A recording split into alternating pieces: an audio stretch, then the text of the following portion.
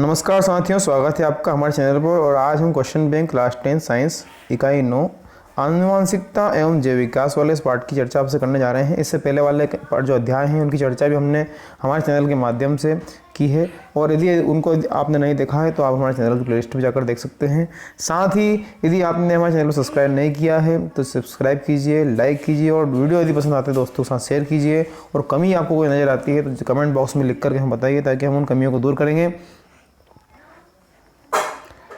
तो यहाँ हम अध्याय 9 आनुवंशिकता एवं जैव विकास वाले पाठ की चर्चा कर रहे हैं। ये पाठ हमारा 4 अंक का, जिसमें से 2 अंक के वस्तुनिष्ठ प्रश्न है और 2 अंक से एक प्रश्न पूछा जाएगा जो 2 अंक का होगा।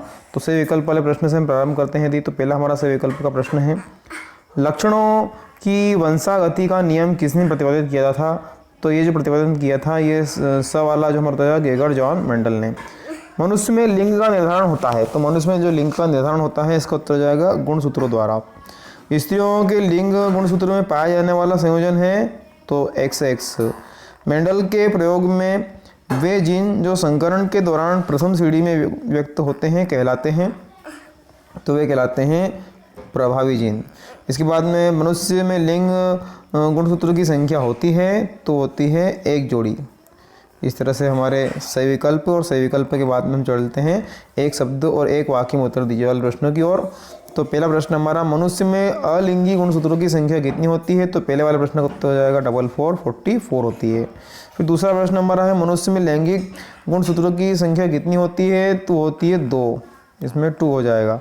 इसके बाद में हम चलें, शरीर में DNA कहाँ पाया जाता है? तीसरा प्रश्न हमारा, तो DNA पाया जाता है गुणसूत्र में। अगला हमारा हो जाएगा, जिन कोशिका के किस भाग में पाए जाते हैं? तो जिन कोशिका के जो पाए जाते हैं वो पाए जाते हैं गुणसूत्र में। इसका भी उत्तर हो जाएगा गुणसूत्र। इसके बाद में जो हमारा अगला प्रश्न है 5वां, प्रभावी लक्षण किसे कहते हैं? तो जो लक्षण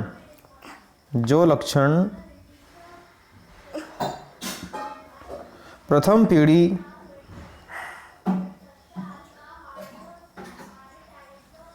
में व्यक्त हो, जो लक्षण प्रथम पीढ़ी में व्यक्त हो उन्हें प्रभावी लक्षण कहते हैं।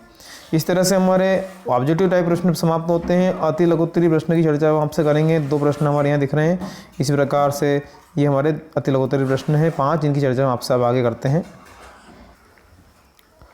तो हमारा अति लघुत्तरी का पहला प्रश्न है, मेंटल ने अपने प्रयोगों के लिए मटर के पौधे का चुनाव क्यों किया? तो इसका जो उत्तर हो जाएगा, कारण है, सबसे पहला कारण है, मटर का पौधा एक वार्षिक है तथा अल्प विकसित जीवन चक्र वाला होता है। दूसरा पॉइंट है, पौधे आसानी से उगाए जा सकते हैं, इसके पुष्प द्विलिंगी होते हैं। स्वनिषेचन के कारण मटर के पौधे संयुग्मनी होते हैं तथा इसके पौधे में अनेक विरोधी लक्षण पाए जाते हैं।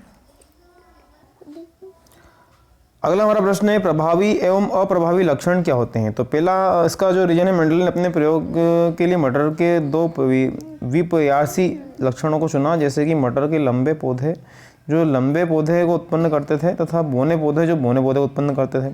जब मेंडल ने लंबे पौधे और बोने पौधे के बीच कारण कराया तो प्रथम संतति F1 में सभी पौधे लंबे थे।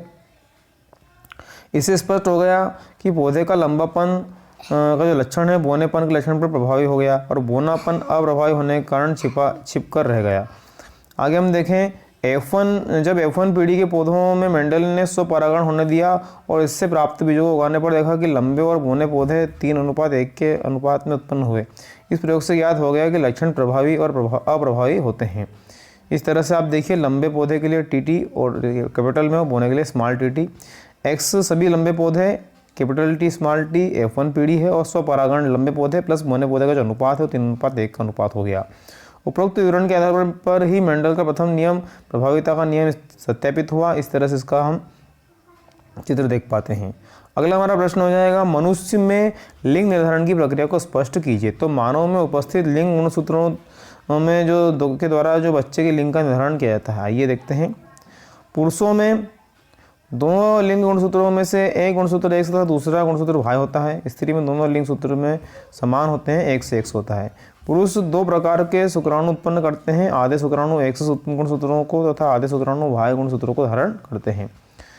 स्त्रियों में एक प्रकार का अंडाणु बनता है जिसे एक्स गुणसूत्र होता है। इसके बाद में जब एक्स गुणसूत्र युक्त शुक्राणु एक्स गुणसूत्र वाले अंडाणु से संलयन करता है तो उत्पन्न होने वाली संतान लड़की XX होती है। जब वाई गुणसूत्र युक्त शुक्राणु एक्स गुणसूत्र वाले अंडाणु से संलयन करता है तो लड़का संतान होता है और संतान जो लड़का होती है। इस प्रकार से इसका मनुष्य में लिंग निर्धारण के बारे में हमने पढ़ा। अगला हमारा प्रश्न है, विभिन्नताओं के उत्पन्न होने से किसी प्रजाति का अस्तित्व किस प्रकार बढ़ जाता है? तो भौगोलिक पृथक्करण अलैंगिक जनन जीवों की जाति उद्भव का प्रमुख कारण नहीं हो सकता, क्योंकि अलैंगिक जनन द्वारा उत्पन्न संतति में परस्पर बहुत कम अंतर होता है, समानताएं बहुत अधिक होती है। जो थोड़ी बहुत विविधता होती है वह DNA प्रकृति के समय न्यून त्रुटियों के कारण होती है और ये विभिन्नताएं इतनी प्रमुख नहीं होती जिनसे कि किसी नई जाति का उद्भव हो सके। अगला प्रश्न हमारा अनुवांशिकता किसे कहते हैं? जीवधारियों में पीढ़ी दर पीढ़ी विभिन्न लक्षणों के संरक्षण को जो है अनुवांशिकता कहते हैं। इस तरह से साथियों हमारा आज का इस भाग में इतना ही। अगले भाग में हम अध्याय 10 प्रकाश का प्रवर्तन और अपवर्तन वाले पाठ की चर्चा आपसे करेंगे।